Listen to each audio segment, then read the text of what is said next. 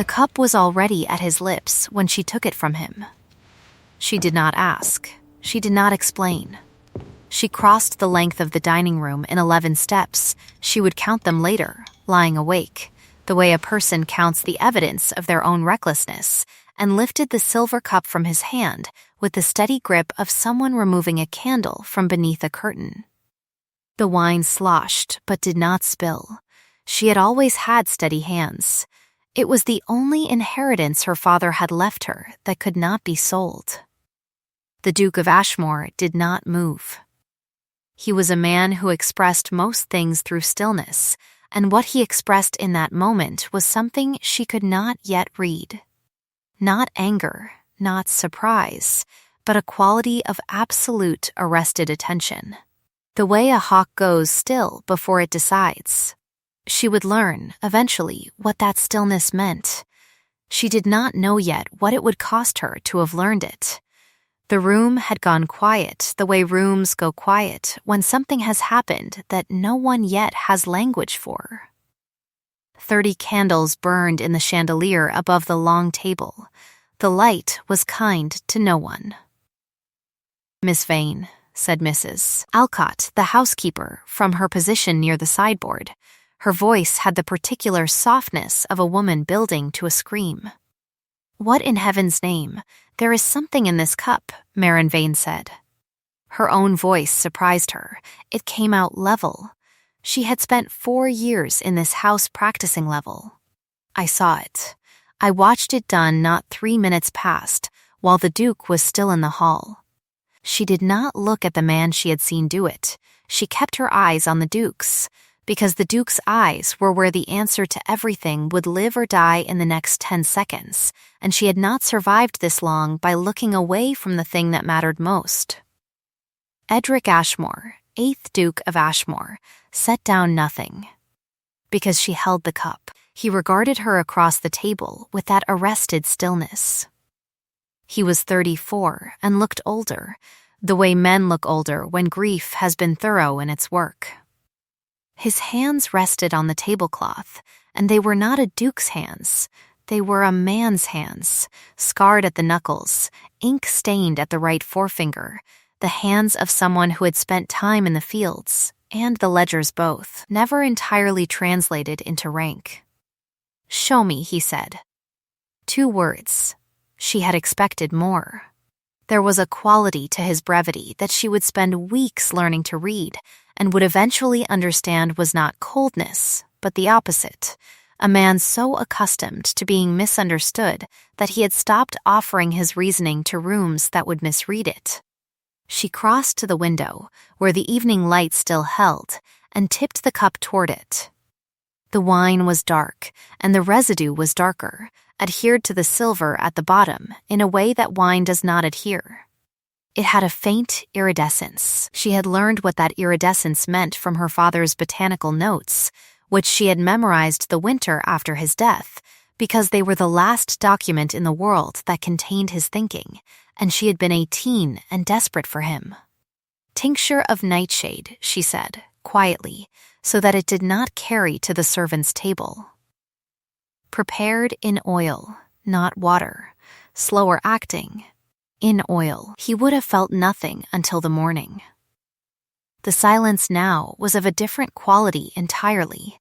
She did not look at the man who had prepared the cup. She felt his gaze on the side of her face like a brand. His name was Mr. Dowell. He was Lord Ashmore's steward of 7 years, charming as a gilt frame and just as hollow, and he had stood not 4 feet from the sideboard when she had come through the servant's door with the linen she had been asked to retrieve, and she had seen his back, and the vial and the tilt of his wrist, and he had not seen her at all. That was the particular gift and the particular punishment of being what she was in this house, invisible until inconvenient. She had counted on it all her life. She had not expected, until tonight, that it might count for something. The Duke of Ashmore was looking at her with that hawk's attention. Then he looked, very slowly, at his steward. "Mr." Dowell smiled. It was an exquisite smile, the kind of smile that had survived many difficult rooms, and his voice when he spoke was the gentlest voice in the space. "Your Grace, surely you cannot give credence to. You will not leave this room," the Duke said. He did not raise his voice. He had never needed to. "Marin, you will stay as well." "Mrs. Alcott, send for Mr. Crane." Mr. Crane was the local magistrate. She noted the use of her given name. She filed it away with the steady hands and the 11 steps and the iridescent residue, in the part of her mind where she kept things she did not yet know what to do with. She was a maid of all work, and she had just snatched a Duke's cup, and the clock on the mantelpiece read 7:30 on the 14th of October, and the Ashmore estate was to pass out of the family's hands on the 1st of November. If the outstanding debt to Mr. Dowell's silent partner, a debt Marin had begun to suspect was not what it appeared, could not be discharged. She had 17 days, and she had not yet the first idea what she intended to do with them. She stood with the cup in her hands, and she waited, and she did not let her hands shake, and the candles burned on, indifferent to all of it. She had come to Ashmore Hall 4 years ago on the precise morning that her father's estate had been auctioned, debts paid, house emptied.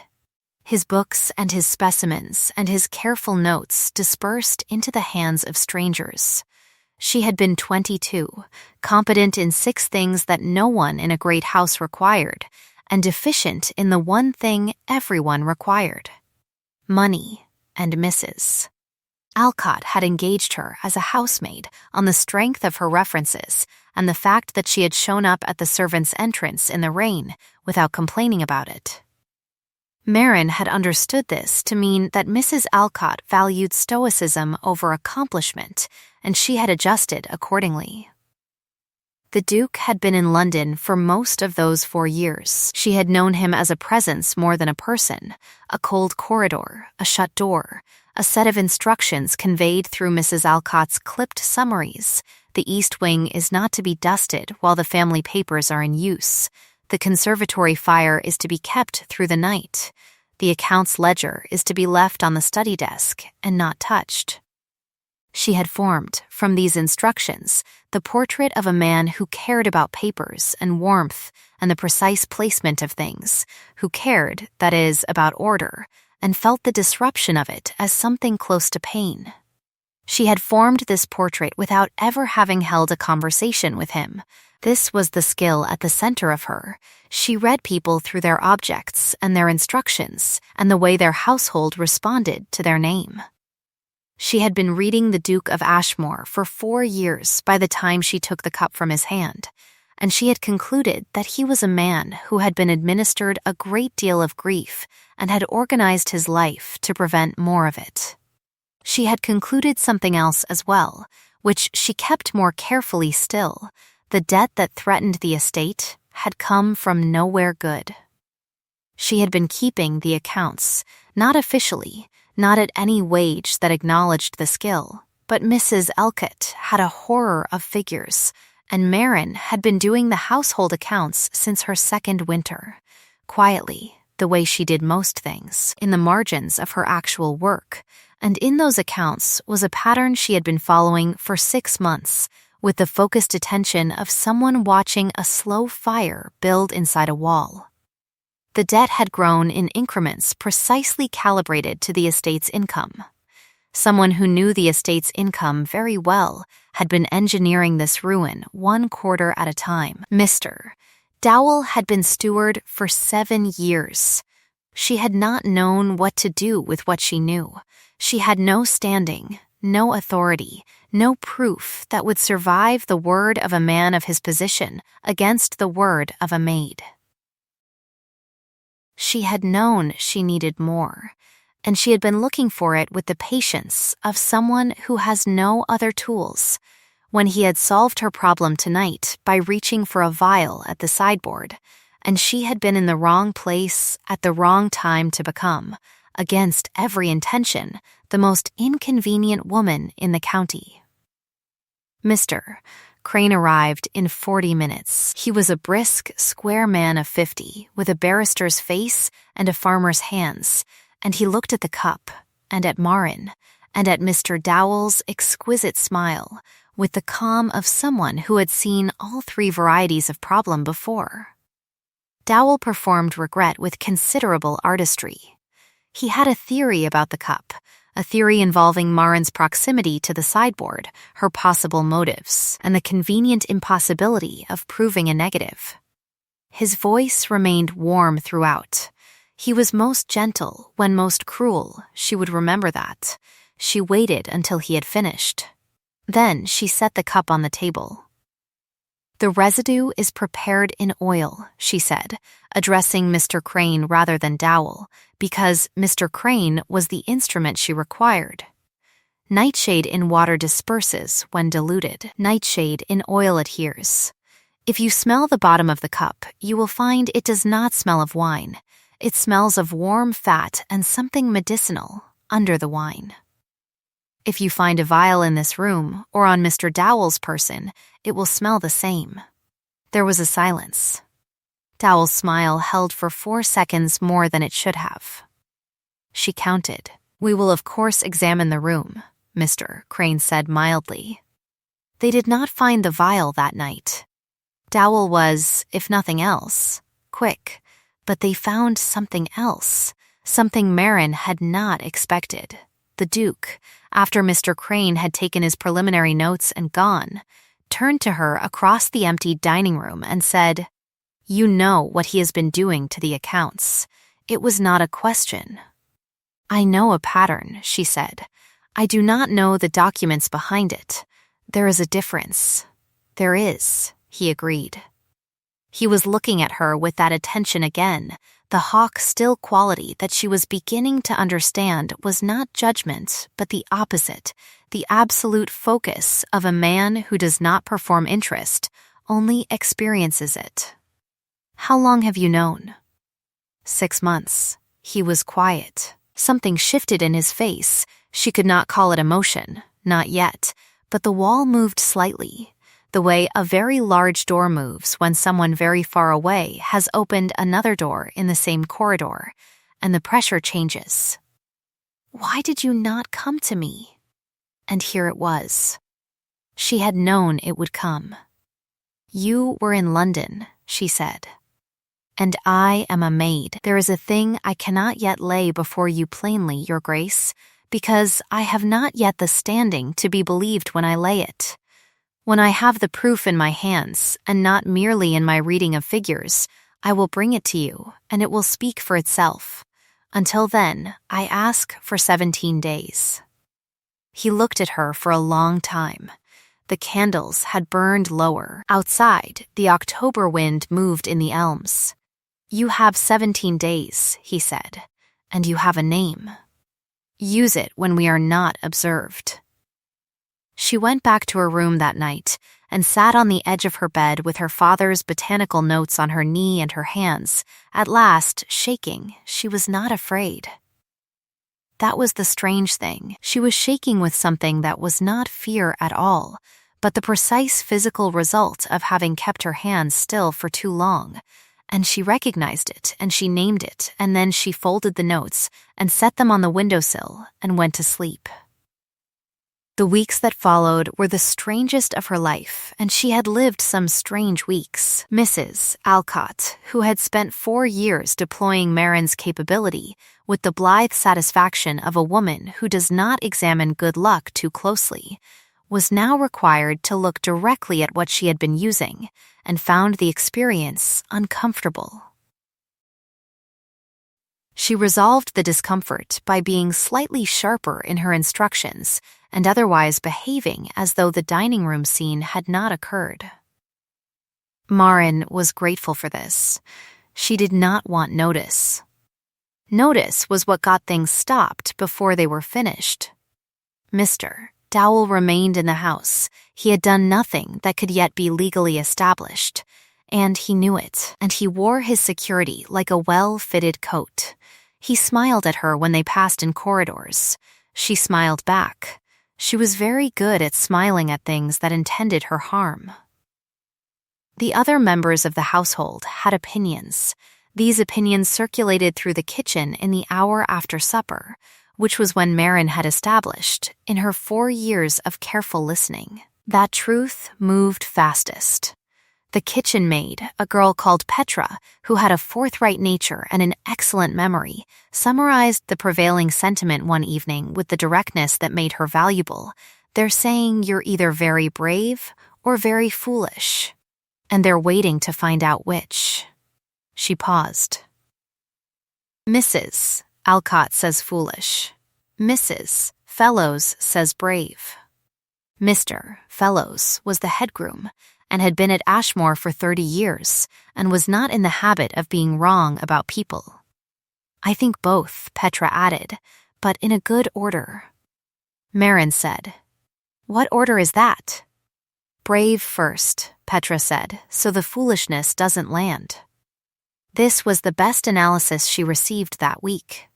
She wrote it down. The Duke rode out every morning at 7 and returned before noon, and in the afternoons he worked in the study, and twice in those first 8 days he called her in, not through Mrs. Alcott, but directly, a note left on the ledger she was not supposed to be maintaining, in a hand that was angular and precise and allowed no ambiguity, calm when you can, without announcement. They worked across the great desk, he with the estate papers from London, she with the household accounts she had been keeping in her own hand, and between them, slowly, a thing emerged. It was not yet proof. Proof required the source documents, the original loan certificates, the correspondence with the silent partner, the signatures that had been either forged or extracted under conditions that bore examining. But the shape of the crime was visible now to both of them, and having someone who could see the same shape was a different experience than she had known. Her father had seen the same shapes she saw. She had not had that since she was 18. She was careful. She did not remark on the similarity. She filed it where she filed the other things. It was on the 9th day, a Friday, that he said, without looking up from the paper he was annotating, My father trusted Dowell because Dowell was kind to him when he was dying. He took that kindness as evidence of character. She said nothing. There was nothing to say that would not be either insufficient or too much. He was not wrong about the kindness, the Duke said. He set down his pen. I have been thinking about that. A man can be genuinely kind in one direction and be doing something entirely other in another direction and not experience these as contradictions. Dowell was kind to my father. He has also been very systematically destroying my family's future. Both things are true. He was not speaking to her. Precisely. He was speaking in the direction of someone who he had established would not recoil from complexity. She understood this, and sat with it, and did not fill the space. I hated him for 2 years after my father died, the Duke said. I thought the grief was his fault. The grief was always mine to manage. He was just there when it became too large. A pause. His right hand, the ink-stained one, lay flat on the table. I gave him very great latitude because I could not be present in this house without feeling the size of what was gone. That was not his fault either. No, she said, but he used it. Yes, he picked up the pen again. He used it. She counted the first joke 4 days later, on the 13th day, when she arrived for their afternoon session to find him attempting to reshelve a stack of the estate ledgers that had apparently attempted something structural and collapsed. She stood in the doorway.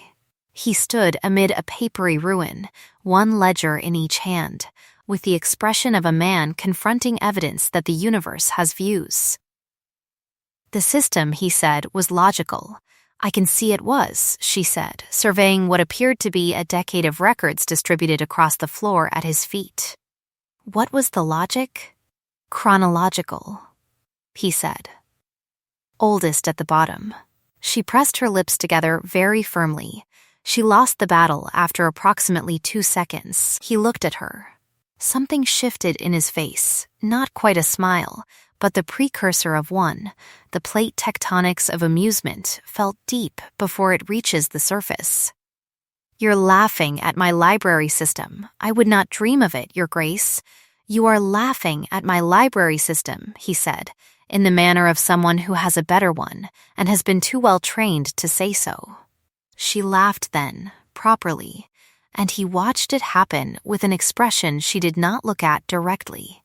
The way you do not look at certain things until you are ready to name what you are seeing. They rebuilt the system chronologically, oldest at the top, because he was right that it was logical, and she found 2 things while they worked. A secondary ledger that had been kept in Dowell's hand, parallel to the official accounts that she had not known existed, and the evidence that the first note had come not from an outside lender, but from an account registered in Dowell's own name, dispersed as though from a third party and repayable with interest calibrated precisely to ruin. She held the ledger, and she was very still for a moment, and he watched her being still and did not interrupt it. "This," she said at last, "is what I needed. Is it enough?" "Very nearly." She closed the ledger. The paper made a soft sound, like a door at a great distance. "There is one more thing. The original loan certificate, the one with the signature.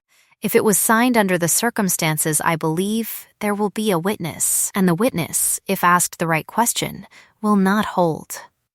She said this with more certainty than she felt. She had one theory about who the witness was, and the theory rested on 2 things she had overheard through a door and a pattern of small avoidances she had catalogued over 4 years without knowing why she was cataloging them. She was a person who kept everything. She had never been entirely sure why. Now she was. It was on the evening of the 14th day that Mr. Dowell came to find her. He was very polite about it. He caught her in the linen passage, which was a narrow corridor behind the east staircase, and he stood at the far end with his hands in his coat pockets, and that exquisite, gentle smile, and he said he hoped they could speak candidly. She turned to face him fully. This was a thing she had decided about herself. She did not let threats find her sideways. He said the Duke was a man known for his sense of honor. He said that a girl in her position, with an uncertain future and a father's debts still rumored in the county, here he paused to allow the shape of this to do its work, might find that sense of honor rather generously extended if she were to come to understand that what she thought she had seen at the sideboard was a confusion, the kind of confusion that happened in uncertain light, and that an affidavit to this effect, delivered to Mr. Crane in the morning, would not go without acknowledgement. He named a sum. It was more money than Marin Vane had seen in 3 years of wages. He said it with the softness of a man offering comfort. She looked at him for a long moment. He had a signature gesture. He touched the lapel of his coat with 2 fingers when he was calculating, a small, smoothing motion, like a man preparing a surface. He did it now. "Mr. Dowell," she said, "I want you to hear me clearly, because I am only going to say this once. What I saw at the sideboard, I saw in full light, at a distance of 4 feet, with my father's education behind it. I am going to find the original loan certificate. I am going to find out who witnessed the signature. And on the 1st of November, I am going to stand in a room with the magistrate and every relevant member of this household, and I am going to demonstrate every step of what you have done to this estate, and I am going to do it with the documents in my hand. You may take whatever steps you like before that morning. I will not be moved by them." His smile did not change. That was interesting. She noted it. "You are very certain," he said. "I am very right," she said. "Those are different things, but they arrive at the same place." She went back to her room. She sat on the edge of her bed. She did not shake this time.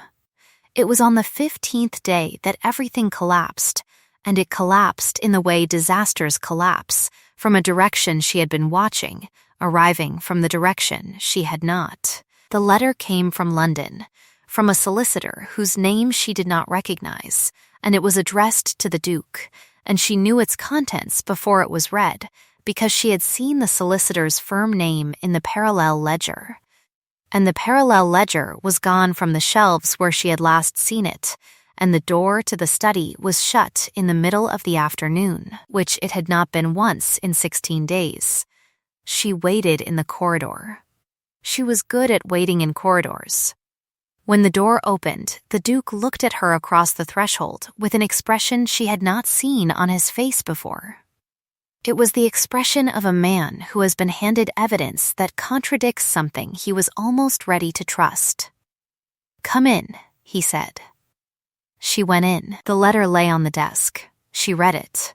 It was terse, formal, and devastatingly well constructed, a claim that the outstanding debt had been assigned to a new creditor, the name and entity she had never encountered, demanding immediate settlement or immediate surrender of the estate on the 31st of October rather than the 1st of November, one day early, before any reckoning could be legally staged. And at the bottom, in a different hand, a note. "It has come to our client's attention that a member of the household has been keeping unofficial records of estate accounts, in possible violation of the terms of the steward's administrative authority. Any reliance on such records in a legal proceeding would be contested." She set the letter down. She looked at the Duke. He was watching her with that arrested stillness, but something underneath it was different now. A tautness, a question he had not yet decided to ask her, and she recognized it because she had watched him not ask questions before, and she knew what it cost him. "He moved," she said. "He knew about the ledger. He has moved everything forward by a day, and he has tried to poison the unofficial accounts in advance. This means he is afraid of exactly what I found, which means it is as significant as I think it is." She paused. "And it means someone told him what I found." The Duke said nothing. The weight of who had access to the study settled between them. She thought of Mrs. Alcott, who had spent 4 years being efficiently incurious. She thought of the letter left on the desk. She thought of the study door, which she left closed and he left open, and which had been closed. "I do not think it was anyone who understood what they were giving him," she said carefully.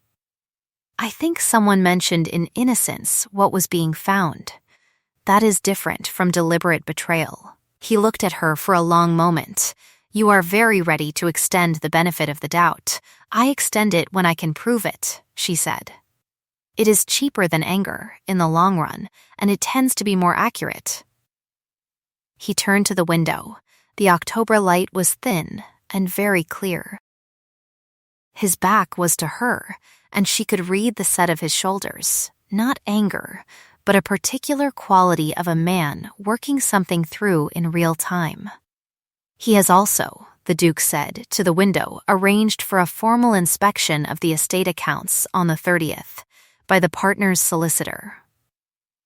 If the accounts show what he has documented them to show, we will have no ground to contest the claim. The official accounts are his.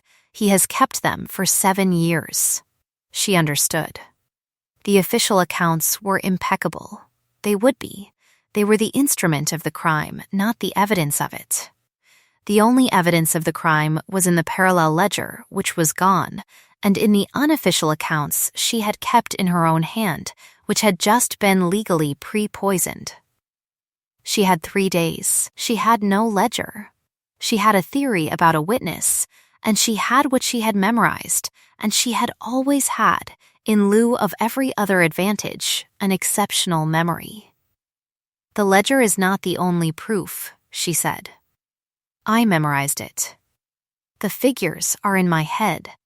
That does not help us in court, because it cannot be verified against original documents, but it can help us find the original documents if we know where to look.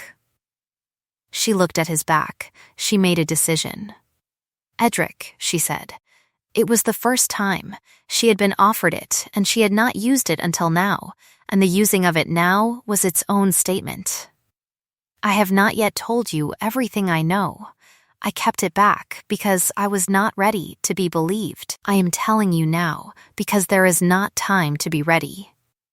The witness to the original signature is Dowell's brother-in-law, a man named Ferris, who was a clerk in London and who is now employed at the mill 3 miles from here, which Dowell arranged for him, and which I know because I have heard Dowell call him a useful asset twice through 2 different doors in 4 years. And I am the person in this house who keeps track of things said through doors. She paused. If we bring Ferris before a magistrate and ask him one precise question, he will not hold. He is not a wicked man. He is a frightened one. Those are different, and the difference is the way through. The Duke turned from the window. He looked at her for a long moment. The light was behind him, and she could not fully read his face. You have been carrying this for 4 years, he said, waiting for the moment you could be believed. I have been carrying it for 6 months, she said. Before that, I was simply watching. That is not better. No, she said, but it is what I had. He said, very quietly, it should not have been all you had. There was a silence that was not empty.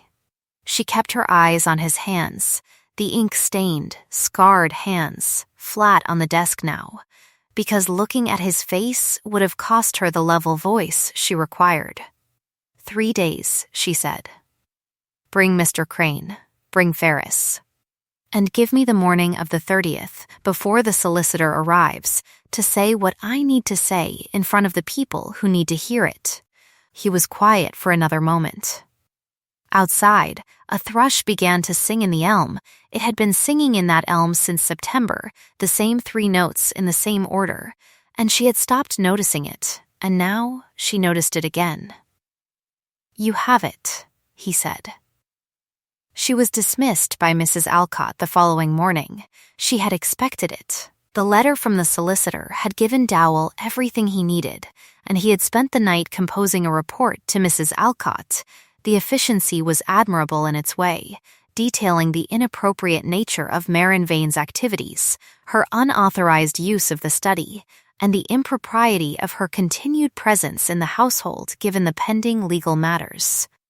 Mrs. Alcott, who had the instinct of a woman who has survived many seasons, recognized the gust before the storm, and dismissed Marin before breakfast with a month's wages, and the particular expression of someone who is doing something they know to be wrong and have decided to do it quickly so as not to feel it for long. Marin accepted the wages and asked whether she might remain on the grounds until the 1st of November, as she had nowhere else to go on short notice. Mrs. Alcott, whose conscience was clearly undergoing its own private proceedings, said she might use the gardener's cottage, which was empty. She spent 2 days in the gardener's cottage with her father's botanical notes and the estate accounts she had kept in her own hand, and the full contents of the parallel ledger, reproduced from memory in 6 hours across both days, transcribed into a new document that she could verify against what she knew, entry by entry, in the margin. She wrote quickly. She had always written quickly. Her father had said she thought with a pen the way other people thought with their mouths. On the morning of the 30th, she put on her best dress, which was the color of winter water, and she walked up to the house, and she knocked at the front door. Petra opened it. She looked at Marin, and her eyes went very wide, and then she grinned and stepped aside without a word. The front hall of Ashmore Hall was not a large space, but it had a fireplace and good light from the east window, and it was the place where things were witnessed, and Marin had chosen it deliberately. Mr. Crane was already there, having been brought quietly by the Duke 2 days prior, along with a notary from the county town and an elderly neighbor of impeccable reputation named Sir Aldous Vial, who had served as a justice of the peace for 20 years and attended the proceedings now with the mild, attentive expression of a man who has seen most of what the world has to show him and retains his capacity for surprise. Dowell was there. He had been told there was a matter requiring his testimony as steward.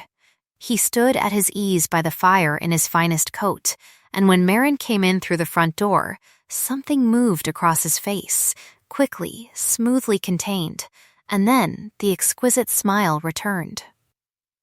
"Miss Vane," he said warmly. "I had not expected to see you." "I know," she said. "That was the plan." She set her documents on the hall table. She turned to Mr. Crane. She did not rush. She had learned the value of pace in difficult rooms from her father, who had been a botanist and a meticulous man, and who had believed that a clearly laid argument was the most formidable thing a person could produce in any proceeding, more formidable than anger or eloquence or the performance of grief. She had believed him. She believed him more now. She began with the official accounts and what they showed. She laid Dowell's 7 years of impeccable documentation beside what it omitted and what it obscured. She showed where money had moved in amounts too precise to be coincidental, calibrated to a 10th part against the estate's quarterly income, and she showed the account in the name of a firm, Merritt and Sons, a name she produced from memory, and asked Mr. Crane to confirm against his own records that had served as the nominal lender and whose registration, she said, would be found in Dowell's own name upon examination. Dowell said, very pleasantly, "You have no primary document to support this." She produced the transcribed ledger, set it on the table beside the official accounts, and said, "I have the original entries, reproduced from memory and annotated against what I know of the estate's actual receipts and expenditures for 4 years. You may test any entry against any supporting record in this house, and I will be vindicated, or you may dismiss the document, in which case I ask that you examine instead the official accounts against the estate's actual harvest yield for the past 6 years, which is recorded in the groom's log, which Mr. Dowell does not maintain, and which will show a systematic underreporting of yield that accounts precisely for the surplus his private account received." A small silence. She had not done with it. She had waited 4 years, and she was going to be thorough. "The original loan certificate," she said, "was signed under terms that Mr. Dowell represented to the late Duke as a short-term agricultural loan secured against the next harvest. The certificate itself, if you examine it, encumbers not the harvest but the estate in perpetuity, and the terms of that encumbrance compound at a rate that no reasonable party could discharge in fewer than 30 years. The late Duke was dying when he signed it. His understanding of what he signed was not the understanding of what he signed." She paused. A man named Ferris witnessed that signature. The room was very quiet. The fire crackled. The east light lay across the floor. Dowell's smile remained. His 2 fingers touched his lapel. "Mr. Crane said, is Mr. Ferris present?" From the doorway behind Marin, because the Duke had listened to what she said about frightened men and had gone to the mill himself 2 days ago, came a man in a clerk's coat who looked as though he had not slept in those same 2 days. He was not a wicked man. She had been right about that. Marin turned to him. She asked him one question.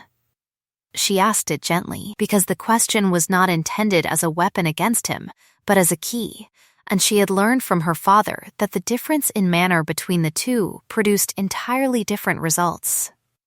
She said, "Mr. Ferris, when the late Duke signed the certificate, did he read it first, or did Mr. Dowell tell him what it contained and ask him to sign where indicated?" Ferris's mouth opened. He looked at Dowell. He looked at Marin. He looked at Sir Aldous Vial, who was regarding him with the mild, complete attention of a man who has made a long career of knowing when someone is about to tell the truth. "He told him," Ferris said. His voice had the quality of something breaking along a line that had been under pressure for a very long time. "He told the old Duke it was the harvest loan. He didn't read it. He couldn't. The light was very bad, and he couldn't see well anymore at the end, and Dowell said there wasn't time to wait for." He stopped. He put his hand over his mouth for a moment.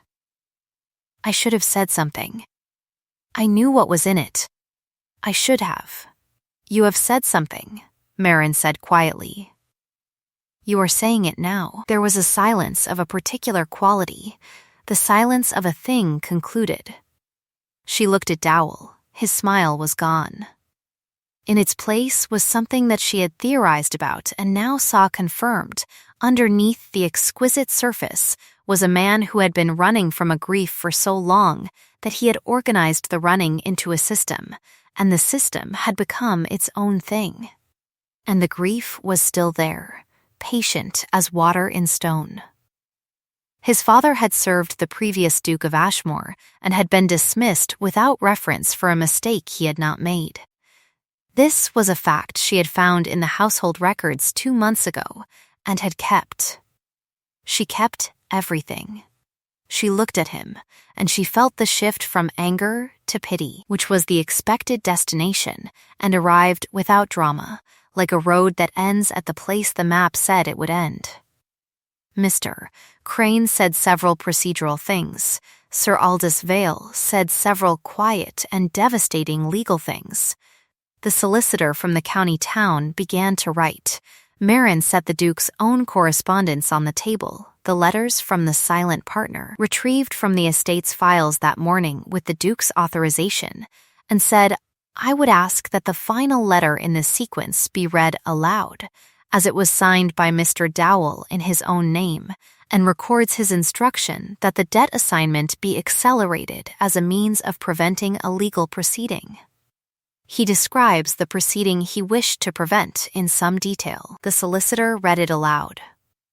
The room received it in silence. Dowell sat down in the chair by the fire. He sat heavily, the way a man sits when the coat of competence comes off all at once, and underneath it he was tired, and he was old, and the grief was finally visible. The Duke had been present throughout, standing near the window in his working clothes, and he had said almost nothing, which was his way. Now he stepped forward. He said that the debt instrument would be contested and had grounds to be discharged. He said that the formal accounts would be audited by an independent party.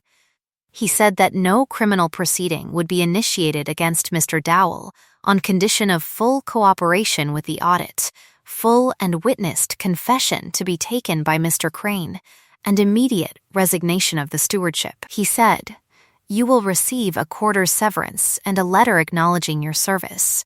I am doing this not for you.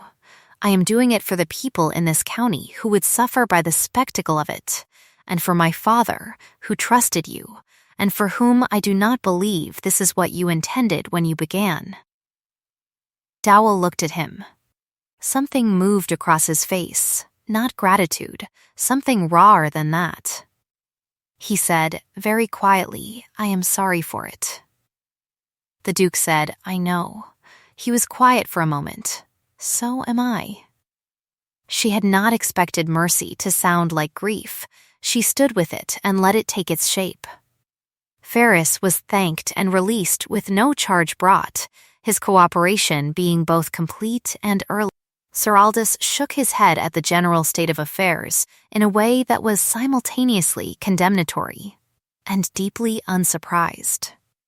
Mrs. Alcott came in at some point and stood at the back of the room with her hands folded and her face in the expression of a woman who was revising certain conclusions at speed. Petra, who had absolutely no reason to be present, and was present anyway, disappeared back toward the kitchen when Marin caught her eye. The solicitor left. Mr. Crane left with Dowell's signed statement. Sir Aldous left with the letter of testimony he had prepared, which would serve in the contest of the debt instrument. The hall emptied. The fire burned on. The Duke stood at the east window, and the October light was the color of old gold, the season giving its last warmth before it let go, and Marin stood at the table and gathered her documents with the careful order that was her habit, because she did not know what else to do with her hands. She heard him cross the room. She did not look up until he was at the table's edge, which was close, because the table was not large. "The letter to the solicitor," he said, "the one that described the proceeding he wished to prevent." A pause. "He wrote in that letter that he had removed you from the household because you were, and I am quoting exactly, an implacable and methodical danger to every comfortable lie in the county of Somerton." He stopped. The corners of his mouth moved. He meant it as a condemnation. "I know," she said. She pressed her lips together. "It is the best letter of reference I have ever received." He laughed. It was sudden, and it was real, and it transformed his face the way weather transforms a landscape, not by making it different, but by revealing what was there all along when the light is right. She did not look away from it. She was, at last, ready to look at this directly. "Marin," he said, "not your Grace returning the register, her name, even in the emptied room, the register of something decided. I have several things to say to you, and I am going to say the practical ones first, because the other one requires its own moment." She set down the documents. She waited. He said that the steward's position needed to be properly filled. He said that the household accounts, which had been kept unofficially for 4 years at no acknowledged wage, should be formalized at a proper salary, with proper authority, and that this would require either an official position or, here he paused, with a quality in the pause she recognized from confessions mid-sentence, an arrangement that would naturally encompass the management of the household accounts within a larger formal structure. He said, "The estate will need several months of remediation, the audit, the debt contest, the new arrangements. I would like you to manage it. I would like you to have the authority to manage it." And when those months are concluded, he stopped. His jaw tightened briefly, the way it did when he was allowing himself to say something rather than containing it. "I am not offering you a position. I am poorly suited to offering things without saying what I mean, and what I mean is that I would like you to stay, for reasons that have nothing to do with the accounts and everything to do with what I know about you, which is rather more than I know about most people I have spent a lifetime beside." She looked at him. She thought about 17 days and a cup and 11 steps, and a man who had never needed to raise his voice to fill every room she had ever been in with him. "I will not stay as your charity, or your obligation, or your recompense for anything that was done here today. I did what I did because it was right to do, and I want no settlement for it." "I know," he said. He held her gaze with that hawk's directness. "I am not offering you settlement. I am asking, very badly, whether you would marry me, because it is what I would like, and because it seems to me that you are the person in this house best positioned to tell me honestly whether that is a good idea." She thought about what he had said about his father and the grief and the distance of 4 years.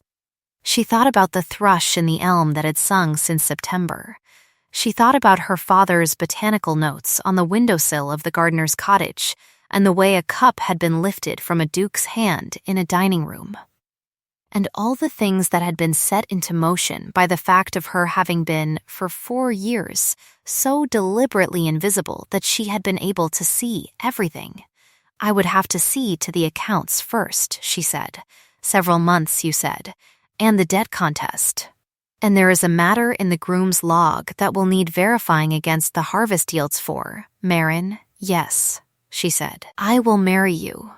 I am telling you in advance that the accounts are in considerable disorder, and it will take until spring to set them right, and I expect to have full authority to do it without interference.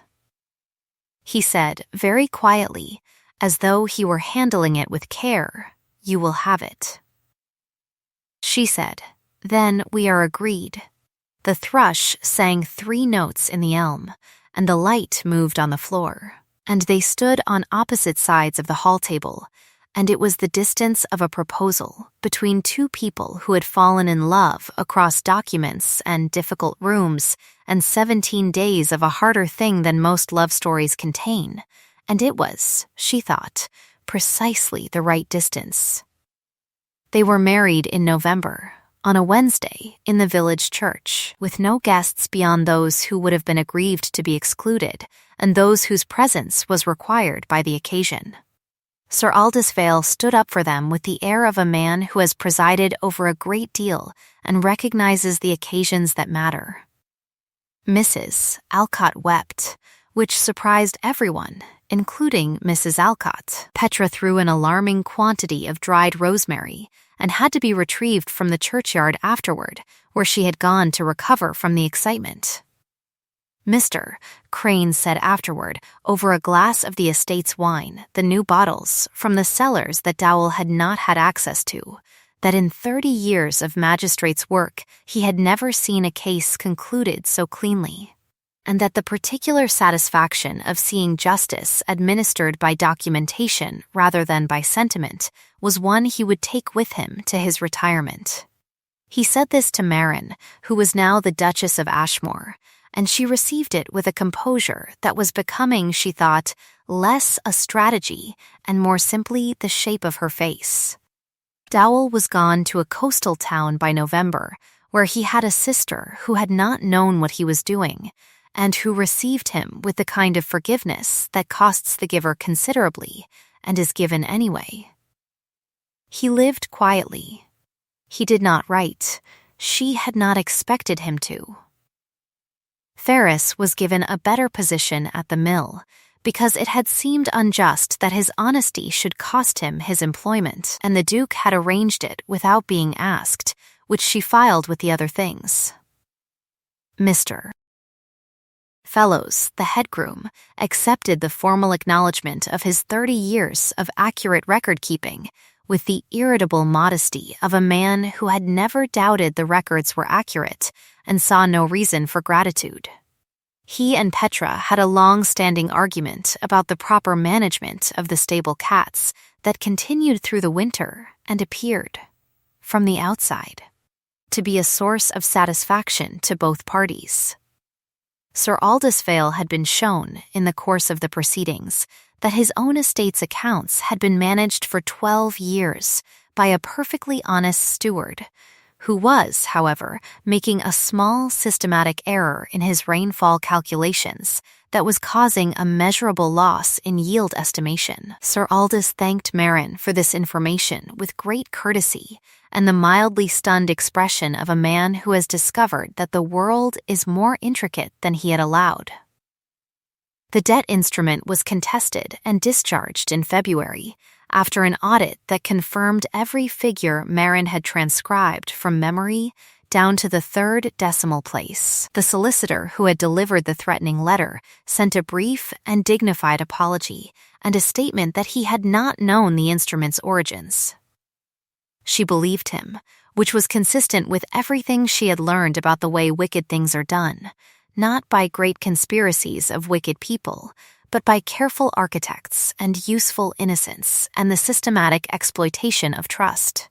In October, nearly a year from the evening she had crossed a dining room in 11 steps, the Duke of Ashmore came down to breakfast to find his wife at the desk in the study with the estate's accounts from the previous year spread before her and the thrush singing in the elm, and he stood in the doorway with his coffee and looked at her with the expression she had finally learned to read.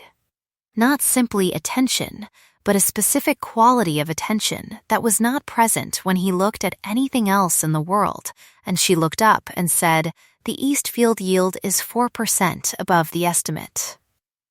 "I believe Fellows has been underestimating the drainage correction." "Good morning," he said. "Good morning." She set down her pen. "You have ink on your right hand again." "I am aware," he said. He crossed the room and set down the coffee and looked at the papers over her shoulder, very close, the way he stood when he was looking at something with her rather than at her, which she had come to understand was how he made the distinction. She tilted her head back and looked up at him from this angle, which was new. "Well," she said. "Go on, then." He bent and kissed her forehead, the way a man kisses something he has been careful with and intends to continue to be careful with, and the thrush sang in the elm, the same 3 notes it had been singing since September, and the light came through the east window the way it always came, and it was, all of it, quite ordinary. And there is nothing in this world so extraordinary as things being, at last, quite ordinary after they have been so long otherwise. The accounts balanced. They had always balanced, she thought. It had only been a matter of getting everything into the light, where the numbers could be read by the right people, in time. If this story warmed you, if you have ever been the one who kept careful count in the dark, who held the evidence and waited for the moment it might finally be heard, then you know the particular sweetness of watching every column come right in the end. The fire here is still burning, and the chair across from it is kept. Come back and sit with us again, and tell me in the notes below, what was the moment you knew? The cup, the ledger, or the one question that finally broke it open? We are glad you are here, and glad you stayed to the last page. Subscribe so you never miss the next story by the fire. Sleep well, and may all your careful accounts find the light.